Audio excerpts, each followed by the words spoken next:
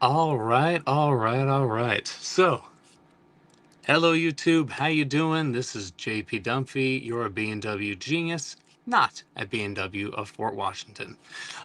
Obviously, I'm in my basement. If you've never been on here before, I work at BMW Fort Washington. I uh, basically go over some stuff. I talk some news. I talk about some things that are happening with BMW itself, some competitors. Sorry, lisping a little bit with that. Let me take that out. Anywho, I know, super sexy. Gotta love it. So, yeah, this kind of I just winging this. I apologize. I didn't post that I was doing this earlier, but doing it right now. Obviously, if anyone's watching live right now, I see we got one person live at the moment. Can you hear me okay? I'm assuming you can. This is a brand new iPad, and I apologize, even though I am currently using SteamYard, because it's iPad based, I don't have the screen sharing option like I do on my desktop. So I apologize for that. So every now and so often I'll be looking this direction. That's just looking over some general stuff. Yo, Kevin, welcome, welcome. Uh, so I will be going over some stuff, some of the newer changes that are happening with BMW, some of the stuff that uh, they've announced that's coming out, and I guess get the ball rolling right off the bat. Obviously, if you haven't seen and you're just joining in, Kevin, obviously, if you have any questions, as always, chime in anytime you want. All right, brother? Thanks for tuning in, as always. Um, yeah, so people that don't know Kevin, who is listening, he's from the UK, and he always is wonderful and checks out these late night live chats. So I always appreciate the company, and it's great to have him on. But if anyone else joins in, obviously you can ask any questions at any time, and I'll take a pause on what I'm going over at the time, and we'll move on to answer questions that people might have.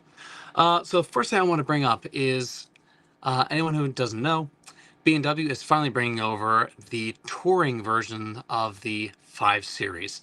So those who don't know what the touring version is, it's the wagon. So BMW stopped making wagons back in 2018 when they moved from the 3 Series and all these other ones over onto the newer G Series platform, and that then kind of killed the wagon for BMW. But I guess just enough people ended up asking to finally bring it back. By the way, yes, if you're looking right here, I did get in a little tiny fight, and by a fight I mean one-sided fight, with my child who ended up throwing a truck at me, so it's a little bit red at the moment and a little bit swollen. So uh, they're all asleep right now, so that doesn't matter. But anyway, back to that. Beautiful thing about the wagon is obviously a little more utility. Might bring in some people that originally weren't looking at SUVs and are more interested in, of course, having good utility, but car-like characteristics. Obviously, Volvo was making wagons for quite a long time. They do a fantastic job, and I'm a big fan of their wagons. Downside, they don't really have as much sporty intention, even though, as of right now, something like the Volvo V60 Recharge has absolutely amazing. Ronnie, what's up, man? So, yeah,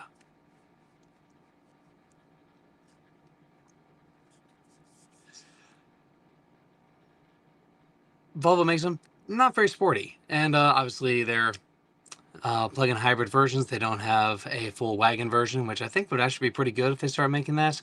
Obviously, they're coming out with the EX30 and the EX90 coming up, which will go against the iX technically, even though we don't have a 3.0 SUV as of right now.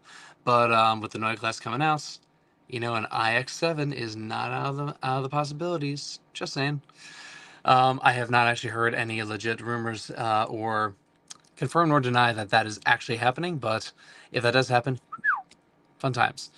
Uh, so anyone who's new at BMW, I'll just go over what's kind of happening with the Neue Klasse and then bring it into what's currently happening with BMW now. BMW, as of 2025, 2026, they're going to be making they're going to be separating their entire lineup. So as of right now, everything that's currently made kind of shares a platform between ICE, so internal combustion engines, and their electric style vehicles. So if you get an i5, it has the same basic underpinnings as the 530, 540, etc. So what they're doing is BMW is with the Neue Klasse starting, they're going to start making them in 2025. And I believe they're coming out as 2026 model years. They might be coming out as 2025 model year. We'll see what happens. But I believe they're starting with the iX3, which is going to be the first one kind of coming out, and the new i3, which is going to no longer be a little city car, like the 2014 model that they came out with, and the suicide doors. So it's going to be basically a four-door version of the 3 Series that should be coming out. Brand new model, and it's going to be ground up full electric the way they do it. So that should be very exciting when it comes out. I look forward to mhm. uh if I am lucky enough, I would love to eventually be like Ronnie. I don't have the following as of yet to do it, and obviously I'm still relatively new at this. uh I think he has a little bit more energy than I do, so I would love to eventually be like him. But until then, yeah. Oh, by the way, I don't know if you noticed, I have a new addition behind me. That is the front grille of my i4 from this past winter. That giant hole in it was actually a chunk of ice that hit me on the highway and ripped a hole in the front. So that's from my old that's from my i4. But yeah, anyway, back to it. So BMW is going to be splitting off and no longer sharing the platform. So the ICE engines will still share some PHEV style, so plug-in hybrid versions as they go forward. BMW has no intention as of right now to go completely electric. I know a lot of brands out there are currently saying that they're going to, be fully electric by 2030, 2040, whatever it might be. I know Mini is going to be doing that going forward, and they are a sub-brand of BMW. But as of right now, BMW has no intention of killing the internal combustion engine. Why? Because we don't think that's as cool and as great as... Yeah, I do. Face, I do completely agree. Ronnie could definitely sell water to a well. And it definitely has a gift of gab for sure. But, and where was I? Sorry, brain leaves my head. But yeah, so they are going to be making plug-in hybrid versions of it, and BMW has no intention of getting rid of the internal combustion engine because we don't think that... I say we as a general thing. Obviously, I am not BMW yet. Hopefully, I'll be switching over to that in the meantime. But for now, there's no intention. Obviously, we're doing leaps and bounds in terms of BMW's own technology at this point. If you didn't know before, BMW is currently sharing their chassis and their engines with Toyota right now for the Supra. So the 4-cylinder is using the B48, and of course the 6-cylinder is using the B58. So BMW's modular platform, that is happening right now, and Toyota liked it enough that they said, yeah, we're not going to change anything. It meets Toyota's reliability standards, all the fun stuff, because if you didn't know, BMW 4 was not always the most reliable thing in the world, but with BMW's modular platform and the B-Series engines, yeah, they kind of fixed that. So, yay, go team. Now, in terms of how this is going to affect coming into the current ones, with BMW, of course, splitting off their future stuff with the full electric ground up modular platforms on the Neue Klasse, going to be making their electric cars going one way, and the 6th generation electric battery tech. So they're going to switch from, right now they have modular cells that they have with a... I'm trying to remember. I believe it's the SE71 or 73. If it's the 73 version, that's the 5.5 gen, 5.5 gen. They're doing a slight change with that. So the newer one is the lithium ion. God, what is it? NMC. I believe it's the 811 batteries. So usually with those numbers afterwards, so you hear about like LMC, lithium, manganese, cobalt technology, and they usually have different kind of combinations all around the place. Like I believe Tesla uses their lithium, manganese, cobalt is the 622, so 60% lithium, 60% lithium, 20% manganese, 20% cobalt. BMW is doing a little bit of a change for their stuff, so they're using a lithium ion on NMC, nickel, manganese, cobalt, and 811. So that's 80% nickel, 10% manganese, and 10% cobalt. So they're trying to reduce the amount of that. They don't use any of those heavy metals, rare earth metals in their actual motors themselves. They're still in the battery, but of course they're trying to limit that. That brings down the cost of the battery pack all around, which is a good thing for consumers. And of course, with the newer ones coming out, that's also going to mean that they're switching from that modular battery pack with the 6th generation to a cylindrical battery instead. That's going to be higher battery density, lower weight, and of course, all this means easier for the consumers, better range, better efficiency, and lower weight is always a good thing.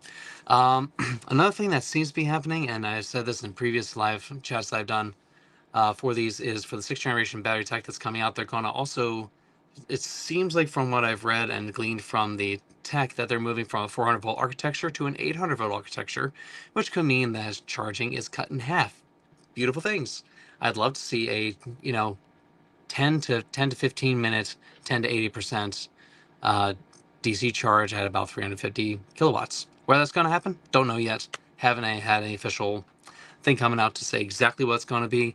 But obviously we can sort of speculate from some of the stuff they said before. They mentioned things like 60% reduction in overall, excuse me, overall tech that's coming out, and overall uses of copper, which usually means that higher voltage means you can run lower amperage for the same kind of power output, which means technically speaking that could be a 48 volt system all around, similar to how Tesla Cybertruck is currently doing 48 volts for the entire system.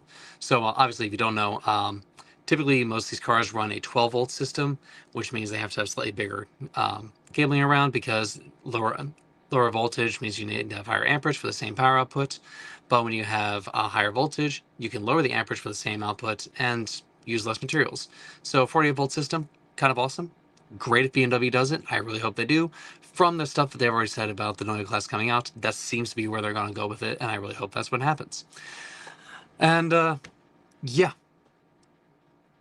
Anyway, so something that BMW is kind of doing in the meantime to kind of bridge the gap here is their, from what I understand, what they've been doing with the Great Wall Motors. So that's the Chinese one. So that's where they're making the current Mini J01 and J06, if I'm remembering correctly. But the newer electric Mini, I love and hate when it does that. The newer electric Mini Cooper. So we're not getting that here in the States. As of right now, we're getting basically a repurposed version of the previous one, but the newer one has a lot more.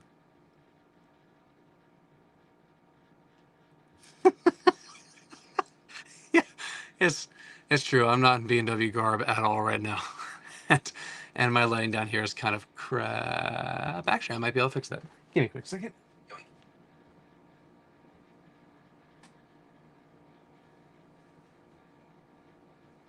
Alrighty. There you go. No, it's still pretty crappy down here because this is my unfinished basement. But at least it's a little bit brighter. Anyway. So where was I? Thanks, man. Anyway, so lithium ion NMC 811 battery tech. Now, the nice thing about that is what they're doing with this stuff with Great Wall Motors is they're updating some of the battery tech, which actually now includes, I believe it's 5.5% silicon dioxide, which is super cool. It's another way to kind of it's an alternative for most batteries. If you don't know today, they usually run various metals all throughout that go from the anode to cathode, and usually they have graphite as their made anode. Cathode? Am I switching them? Sorry, my brain, a little tired. But what's happening is an alternative to graphite is, of course, silicon. Silicon could be a great alternative, and a lot of manufacturers now with their various batteries, I believe our current batteries from Samsung. Sounds like Samsung? I'm pretty sure it's Samsung. And of course that just makes it a little more efficient, slightly better energy density, and all that means is depending on how the anode and cathode are put together, more of the lithium ions can be stored and transferred, which means more power, more energy density, all good things. So that's always good things going into the next generation battery tech. But how does that affect us right now? Let's go into how BMW has started off this chat saying how BMW is now bringing back to the States the Touring, so the wagon. Now, there's still no talk about the 3 Series Touring coming back, so the M3 Touring, that would be awesome. But the M5 Touring um, has been confirmed. That is definitely coming here. And Kevin, what did you say here? Getting a 3 Series next year with iDrive 8.5. And idea of the system will be getting more native music apps other than Spotify, such as Amazon Music or Tidal. As of right now, it doesn't appear so. So it seems that everything that's still running iDrive 8.5 is still running off the Linux system. The Linux system doesn't bring in any external third-party apps as of right now. That seems to only be iDrive 9 with the Android automotive system. So in that case, coming as of right now, we got the X1, X2 that have that system. The newer minis are coming out with that system, and the 2025 X3 is going to have that system. Benefit of the 2025 X3, by the way, if you don't know, they're coming with iDrive 9, wider screen, yay, and they're keeping the iDrive controller. Originally, they were saying that they're not going to make the newer iDrive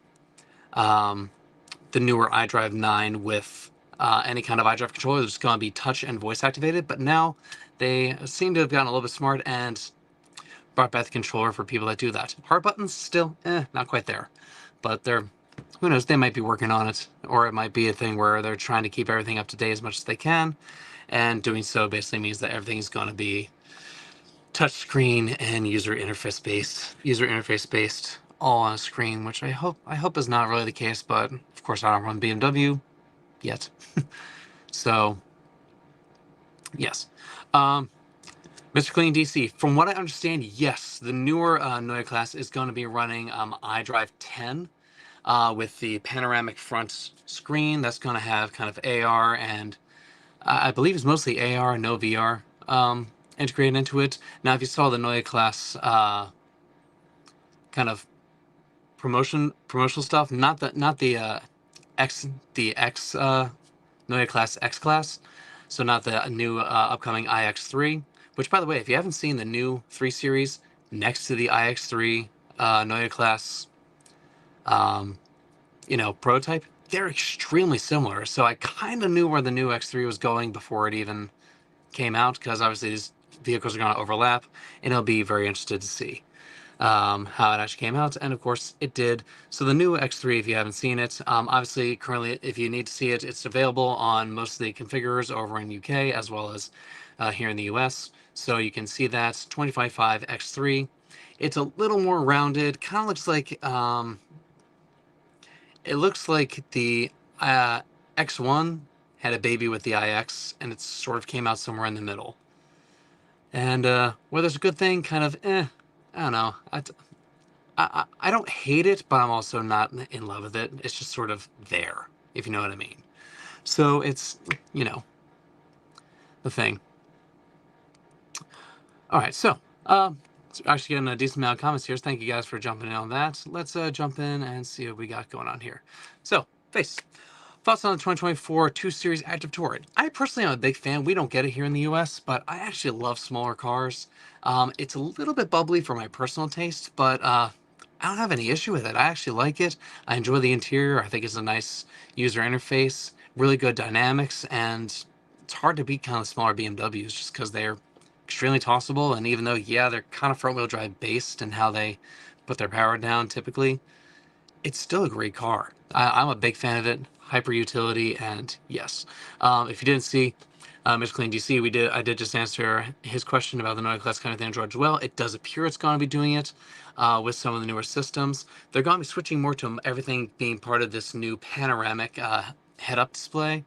So basically, as of right now, your head-up display is a small screen directly in front of you, so you see it, and it just does this little tiny window that's projected on the screen in front of you. Now they seem to be going instead. There's going to be this nice kind of blend right in front of you. It's going to do the whole kind of dash area. Everything's going to be configurable, so you can kind of drag and drop from the main screen onto that. It's going to give you more information. Exactly how integrated it's going to be and how colorful, still yet to see. But from all of the renders that have come out so far, if you want to see these renders, easiest way to see it is going to bmwusanews.com and searching Neue Klasse.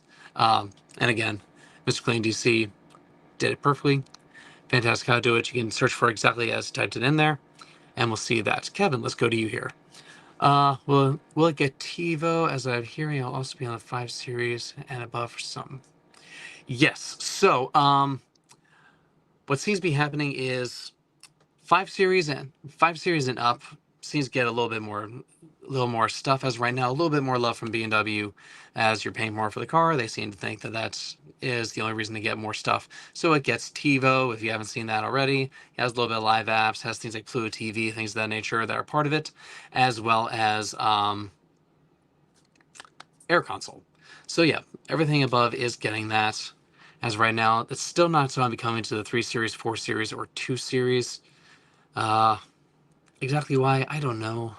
I don't really know. I mean, the X1 and X2 even get it because of iDrive 9. But yeah. Anyway, moving on. I personally don't prefer the look of the 2025 X3 with the fabric dash, high in the exhaust and 30 makes it. Yeah, I'm not gonna lie. I kind of agree with you there. Fabric dash, I've seen it, so they're putting that in the newer minis, and I've seen the prototypes of those, driven them, and also, of course, have one on order. And it's actually very nice. Now, how it's going to take to like little bits and particles get in there, I have no idea.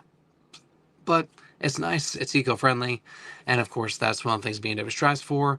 And you got guys tuning in that don't know, BMW is actually has the broadest lineup of any manufacturer in the world, while also being the greenest with the biggest lineup. So like right now, basically the one thing that BMW touts over anyone else as right now is that every single one of its factories is driven and powered by green energy, no matter where you go in the world. So that's kind of an awesome thing. Looking forward to it. Back to Mr. Clean. Looking forward to the iX3. Ooh, nice. So now, Mr. Clean, I have to ask you personally, knowing this, are you upset at all with the move from 2023, 2024 from iDrive 8 to iDrive 9, the full change-up? I personally prefer iDrive 8, and even though it doesn't get all the same features as iDrive 9, but I personally like it. I think it works well, and it's just nice, compact, easy to use for myself. Answered that puppy already. Let's see here. Will the upcoming... Please let it go. Let it go. Sorry. Can't help it. Will the upcoming facelift for the 7 Series completely change the look? I really love the way it is now. I don't believe so. I don't think they're doing any major, like, massive updates for the 7 Series coming up, so we'll see as that goes. But as of right now, the few riders I've seen don't really seem to change too much. Slight changes to the aerodynamics of the front. They're kind of making it a little less bubbly and giving it a little bit more shape. But from all the renders I've seen so far of the upcoming facelift, yeah, doesn't seem to be changing it too much. So still split headlights, all the fun things there. I don't think they've changed anything with the Swarovski. I can't say Swarovski crystals. I just said it. There we go. Close enough. But yeah. All right. Let's see here. Top 5 potential shortcuts and while that's up. Ooh, nice. So let's see here. So those who don't know, some of the newer systems, you can basically change shortcuts. iDrive 9, not so much. Not a fan of that. Really hope they change that user interface coming out. But iDrive 8 and 8.5, you get up to 10 programmable shortcuts when you swipe down from the main part of your screen, giving you a nice little flexibility and stuff in there. So my personal thing, especially if you have gesture control, I am a big fan of having Apple Maps as my open, close, open gesture control. That's my personal favorite shortcuts. 2 fingers forward is always going to be mute for me. I always have Apple Maps as my main thing. With iDrive 9, I actually prefer BMW's maps over Apple Maps. So, again, personal opinion, I just like it a little bit better. I like its integration. I like how it works. And unless BMW adopts CarPlay 2.0 when that comes out later I believe it's actually like next year they're coming out with 2.0 officially. But when that finally happens, then I'll consider maybe going back to Apple instead of BMW's iDrive for that. But anyway, top 5 is going to be Apple Maps as of right now. Definitely choosing Apple Maps as my one shortcuts. I like to do presets because I like to combine Sirius satellite and FM radio stations together. Preset list, quick and easy, get access to that. I always do tire pressure monitor system. I always do my sport drive mode. So it's one touch away. And if it's a newer car, my fifth one's always going to be um, massage seat. If the non-massage seat option, if massage seat's not an option, then I'm going to choose DSC off as my quick option. All right, let's see what else we got here. Will the X5 in 2027 be changed to look like the 2025 X3? I prefer it. See, it seems like BMW is going for this newer. They're trying. I want to say minimalist. They're saying, I believe their exact language was essentials. Is the way they're terminology it. I apologize. I'm starting to sweat a little bit down here. Essentials, which basically means less sculpting and a little more aerodynamic efficiency. I personally am not a fan of it. Definitely not a fan of that at all. I personally think the current X3 is probably the best looking car that BMW made. Can't say they make it anymore because they stopped making it, but I like how the sides actually have some movement to it. It actually has sculpting. I think it has more of a presence. The newer one, when you're looking at it from the front, it does have nice little hips. It's there. The back is a little bit funky. I feel like that there's a lot of different faces going on the back side. Again, I really wish I wish they supported screen sharing on the iPad and not just desktop when I run StreamYard, because I'd love to actually show this to you to make this more kind of obvious what I'm talking about. Actually, let me hit this down here. If I hit, yeah, it doesn't do anything. Okay, it's slightly annoying, but all right, I'll live with it. But yeah, the backside of the new X3, if that's going to carry over to the X5, it already takes some cues from the X5 and how the taillights are and such. But if they follow that same form factor with the X5 and the future X7, it doesn't do anything for me. I'm sure someone out there is like, "Oh yes, we." I don't know if I'm allowed to do that on YouTube. But yeah, I'm sure someone out there likes it. It's not really for me personally. But yeah, it's not the best. Hey, thanks, man. Let's see here. Any update on the stop sale of BMW X models? Yes. So, the stop sale is currently affecting a lot of BMW's X models. So, X1, X2, X5, X7, X6, X7. Basically, all of our big sellers right now. They have started to make They have started to make the updates, I believe, literally as of Friday this past week. Exactly when they're going to get to everyone, I'm not sure. They are making the part here in South Carolina, so hopefully it'll get to us in the US a little bit faster. That'd be fantastic. But nice thing about that, if you are kind of doing that, you have one on order, and or it's already made and got here, and it's part of that stop sale. Quite frankly, it might be worthwhile just to put in another order, because all the cars that are currently being made aren't affected. So all the batches that are currently affected, are at dealers. All the ones that are currently being made are not affected by it. So, quite frankly, if you do that, then you might have the option of just getting one potentially sooner before the stop sale comes out, or you can get it right now and benefit from not having to wait for the stop sale to go through. Not a big fan of it, and it does seem like kind of stinks that this one manufacturer BMW went with is kind of having so many little batch issues, because it's not a good look for BMW. Obviously I work for them. I'm not gonna badmouth them, but at the same time I'm gonna say you might want to look at a different supplier if you're getting so many problems. Because one benefit I like to say, at least as someone who markets BMW and tries to show out there, and obviously I put my money where my mouth is. I drive BMW myself. I've been driving BMW sub-brand Mini for decades, literally.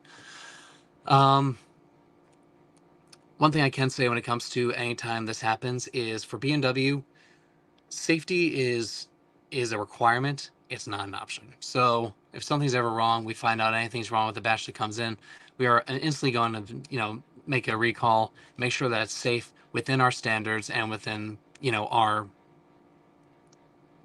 requirements for our people, because we want our people to be safe.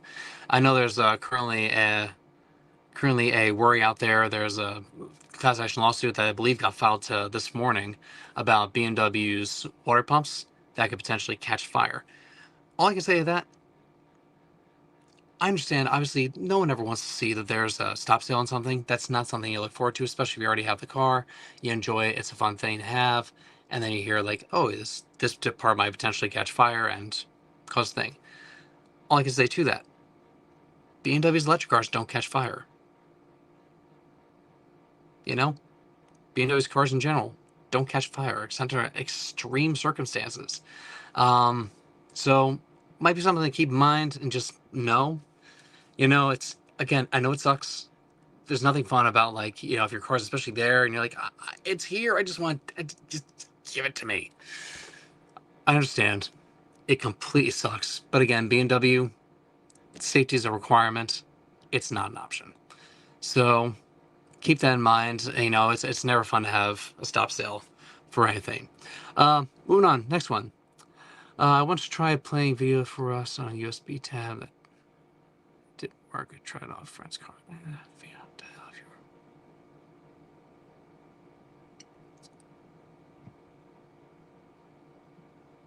Yes, actually, yes. So, Kevin said you want to try playing video for us on a USB tab that didn't work.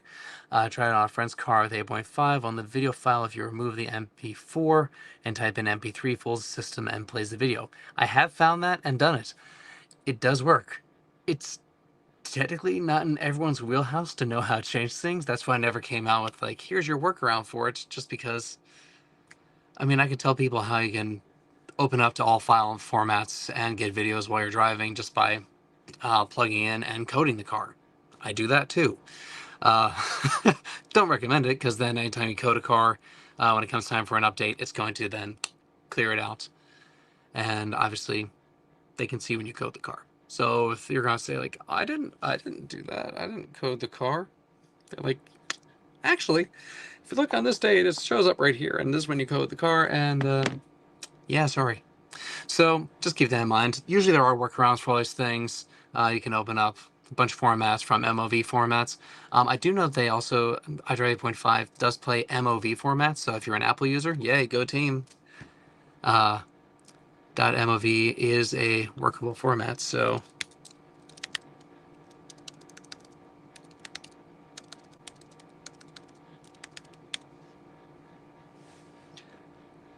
MOV format. Ta-da! Anywho, yeah. So the reason that that option works on 8.5 and not 8, they did update some of their reading abilities in it. So it's just how it reads it. A little bit broader formats. I believe it actually also covers ACC files now, and I think that's it. MP3, MP4 non-video, MP3 video, and ACC formats it can read right off the bat. Anyway, so 11 users. Hi, how's everyone doing? Thanks for sticking with me so far. Obviously, this has been relatively quick, 33 minutes so far. Anyway, I got massively off track with this whole thing. So, whew. I apologize. I got some new ink recently, so this guy itches like hell. So itchy. Anyway, I got massively off track. I was originally talking about the BMW M5 Touring making its way here.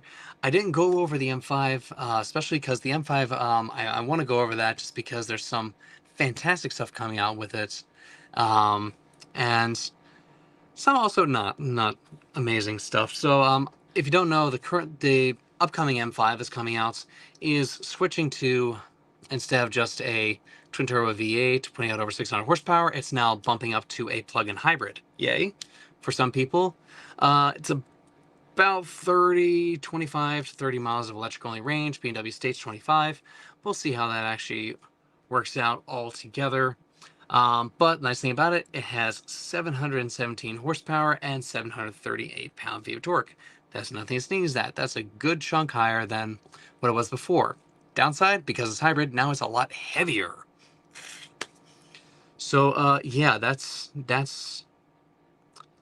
not overly fun. Some other benefits, it is getting basically dynamic handling package. If you don't know what dynamic handling is, that's integral active rear steering. It can turn up to 3.5 degrees in the rear. At low speeds, it turns against the front wheels. That gives you a tire turning radius and better maneuverability at low speeds. At higher speeds, it turns with the front wheels, giving you better high-speed stability. All these things are beautiful things. Currently find that in the iXM60 as well as the XM. So some of this technology is trickling down to the M5.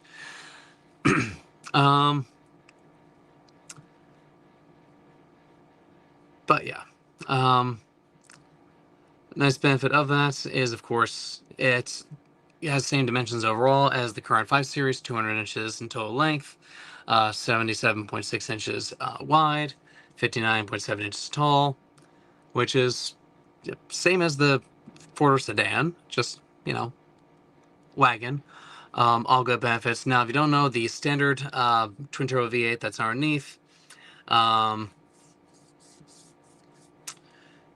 is putting out 577 horsepower, 553 pound-feet of torque. That's a nice little bump from what it's doing in the XM as of right now, and it's not bad. Electric motor puts out 194 horsepower, 330 pound-feet of torque with their little gear they have in there, which is a beautiful concept. 14.8 kilowatt hours of usable energy, maximum charge rate 11 kilowatts. Obviously, there's no DC charging on the plug-in hybrids, and they will hopefully eventually work on that. But yeah, 0-60 is claimed at 3.5 seconds, estimated. It'd be nice if that's the case. Top speed of 155, 190 when you get the optional M drivers package. All these things, beautiful, a lot of fun. Now, I did have the opportunity to get in one of the pre-production versions of this. It has 2 more modes compared to the normal hybrids, which are basically, think of it as your full power mode, dynamic mode, and a dynamic plus mode. And what these do, I'm gonna actually look in here real quick. I know it's got to be in here somewhere. 18 speakers of systems for the Bowers and Wilkins, 655 watts of crystal clear power. Who doesn't love that? Wonderful options inside. Where are you? I know I saw you earlier. Yeah, they're talking about dynamic handling, all the good stuff. It is amazing. By the way, if you didn't know, this also integrates ARB, a fantastic traction system that basically limits the amount of torque to each individual wheel, giving you the best traction without cutting power to the entire system as needed. Electronically controlled dampers. Who doesn't love that? Oh, where are you? Come on. MX-Drive, is this where you're at? Yeah, M dynamic mode, we already know about that. Oh, by the way, in case you didn't know, this system also keeps the two-wheel drive option. So even though it's all-wheel drive all around, it is an option for two-wheel drive, which is, amazing. Yeah. Let's see here. Let me just jump into some of these guys over here. Do you recommend getting the X5 M60i to the X5 40i? Also, do you prefer getting a sports X-Line M Sport professional package? Okay, so I'm a sucker for big motors. I know I drive electric. I love the sound of the big motors. So here's my question: if this is gonna be your sole car, I really think getting the X5 40i is the way to go. And if you really want to get the M Sport version, that way it has the looks, benefits. You can get the M Sport Professional with blacked out everything. It's a good way to go. It's really hard to beat that, and it's about $20,000 less. So if that's what you're doing, the six-cylinder gets it around 375 horsepower, is nothing to sneeze at, and just 400 pound-feet of torque. Again, all this is really fantastic stuff coming out of just the pinnacle of BMW's M58 or B58 engine as of right now. So it's a great way to go. I think if it's going to be your only car, daily driver, it's the best way to do that. And also you get about 500 miles out of 500 miles you can get. I've seen as high as 560 miles out of a single tank. That's awesome. That's amazing.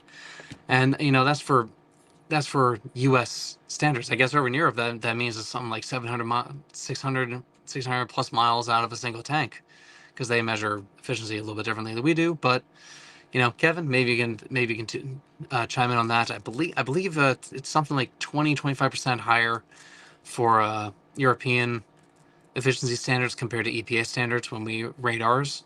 But it's always really good. But yeah, it's really hard to beat the X540. Now again, if this is a secondary car and you don't do a whole bunch of driving, and it's sort of just like, if you just got money to throw around, you get the X5 M60. Come on, it has launch control. It's a giant car with launch control and crap tons of power. Like,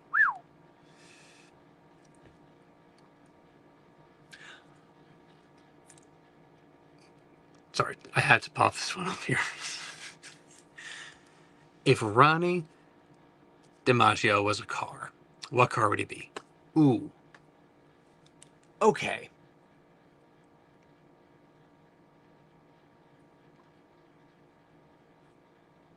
Okay, I have to follow this up with a secondary question for you. Now, are we keeping Ronnie as a BMW or any car? Just because I have ideas for both. But I'll answer it as a BMW for right now. So, if Ronnie was a car, what car would he be? I personally think, because of everything Ronnie is, amazing salesman, just personable. I haven't met a single person that doesn't like Ronnie as just a general human being, let alone a personality on YouTube. I mean, he's absolutely amazing. I personally think of every car that BMW makes, I think Ronnie is an i5 M60. Only because he's great. He gets to the point, super effective. It's instantly recognizable. When you look at it in the dark, it's Ronnie. You see him around the corner, it's Ronnie. You come across this video, instantaneously, you're like, yep, that's Ronnie. I think he's an i5 M60. Does everything great. Knows exactly what he's doing, and in terms of getting his point across. In this case, power down. If we're doing the terminology, it's hard to beat him. It really is. Let's see.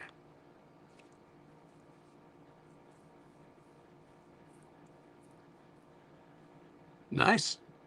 Very nice. Okay. So if Ronnie was any car,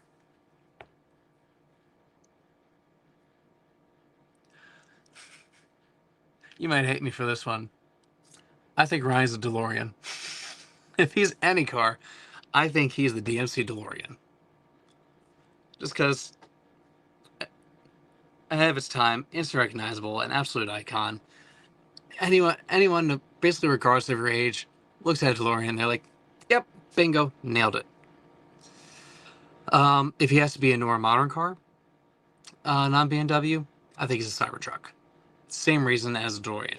Instantly recognizable, ahead of his time, knows what he's doing. Actually, I take it back. It would not be a Cybertruck. They're not exactly known for their amazing off-road abilities. Yeah, I'd have to stick with DeLorean. I think he's a DeLorean. And he'll be timeless. I think as time goes on, if he stops doing YouTube stuff and all that, I still think people look back and be like, yep, I know that guy. So, yeah, I think a DeLorean. Why? What do you think? and explain yourself. So yeah, 44 minutes, 44 seconds in. Alrighty. Okay, finally. After all I was looking through, I finally found the thing I was looking for. So, the new M5, regardless of whether it's sedan or wagon, is going to have 5 operating modes to choose and optimize your setup at all times. Now, of course, it has a standard default hybrid setup. That's going to use everything it can, give the driver access to full system power, and combustion and electric motor in tandem based on your speed. So obviously when you're below 40 miles per hour, it tends more towards the electric side. When you go above 40 miles per hour, the gas motor is going to be more efficient. Switch to that, similar to all our current hybrids that are out.